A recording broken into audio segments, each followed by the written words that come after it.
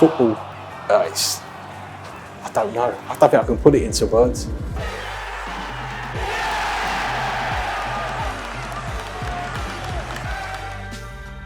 Greatest quote ever in football to me is the Bill Shankly one. Here you go, is it a matter of life and death? No, it's much more than that, you know. You've got this as a bit of hope. This is your glimmer of light to succeed. It's all consuming, it's a passion. It follows me everywhere, and everything that I do, this touches everything. It's like a release from grafting 9 to 5 or whatever you do. You're looking back at the season and you've got a lump in your throat because you were there, and it's very, very special. There's no Joby without football, you know.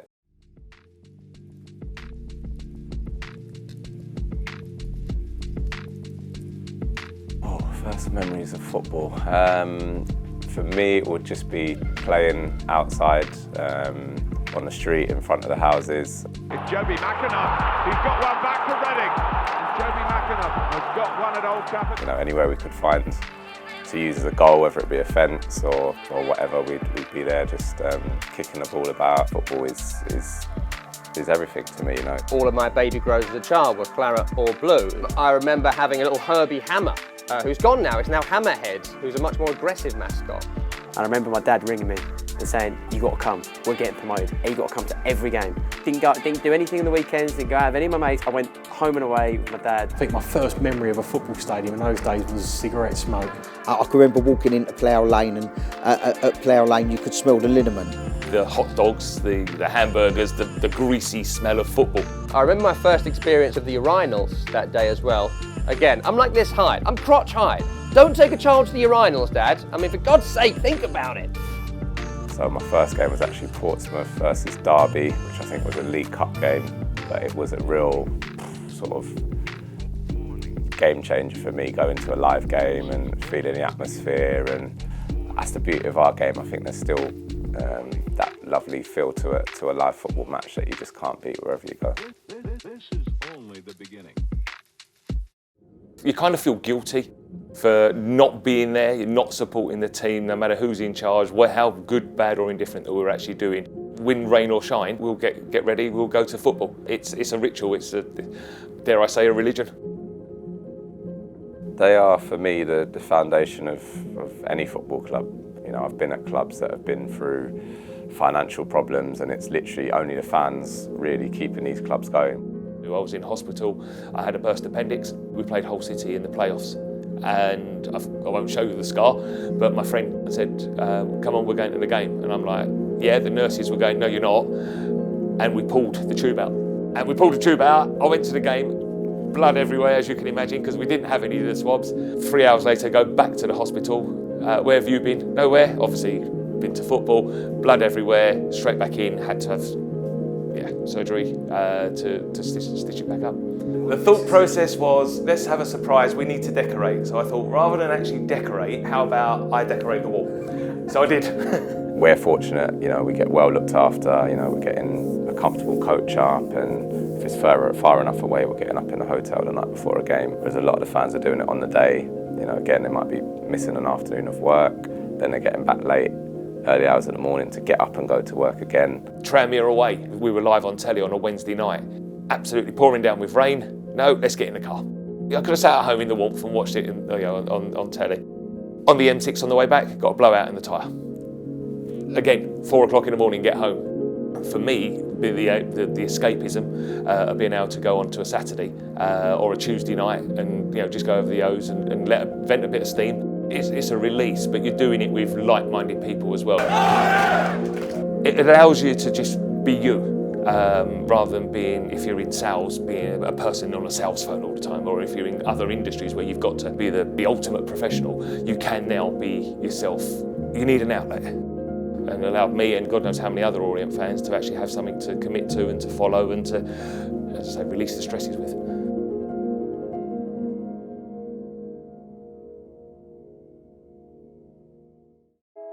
The interaction with players and management and that, being in that inner sanctum, you still get a bit starstruck talking to people, at any level.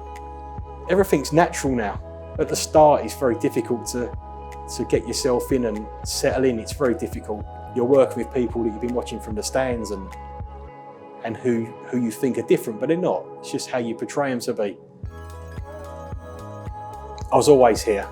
It was always a ritual on a Saturday afternoon to go to football. Finished sixth form at school. Weren't really sure what I wanted to do. So my dad knew the old groundsman here. And that's how I really started. So that would have been around probably 91 when I came in to help out. And I've been here ever since. You know, there's a lot of people behind the scenes at football clubs that aren't necessarily seen. At all the good clubs I've been at, they are as important as your top striker or your manager. I'd say he's a perfectionist, you know, which I think must make his job quite difficult at times.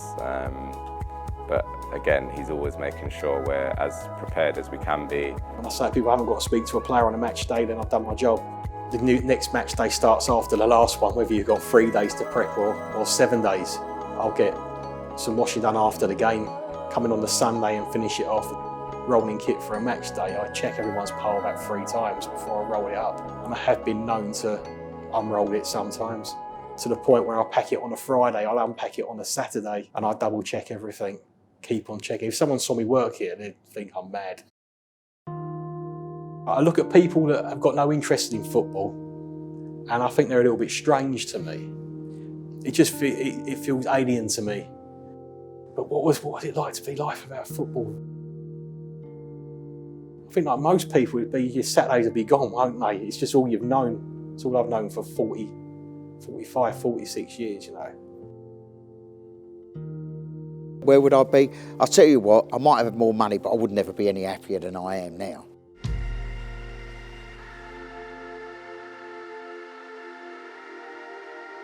You think, oh, I've got to get away from it. I can't watch any more football. Don't talk to me about football. I hate it. And after about a week, you start going, is the game on? So bored. You've got nothing to talk about. What will we talk about? Honestly, I don't know.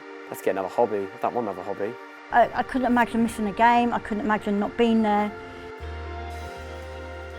It's everything to me, you know, it's given me so much, whether it be going to play in some brilliant stadiums all around the world, and great friends. Some of my best friends in life, some of my best experiences of my life have been because of football.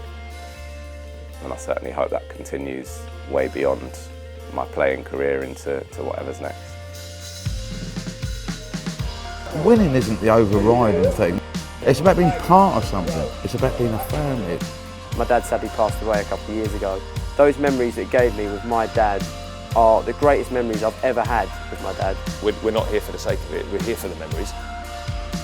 49 years since Orient got actual promotion, I was 2, my brother wasn't even born. So to be able to share that moment on the pitch with my dad and my brother, the family together, is something that you can't recreate. The fondest memories that I look back on are the ones of me travelling to the game, enjoying those moments, hugging him when goals go in, hugging him when we're promoted, like car journeys, showing each other music on the way. They're moments that I cherish with my dad, and they're all because of football.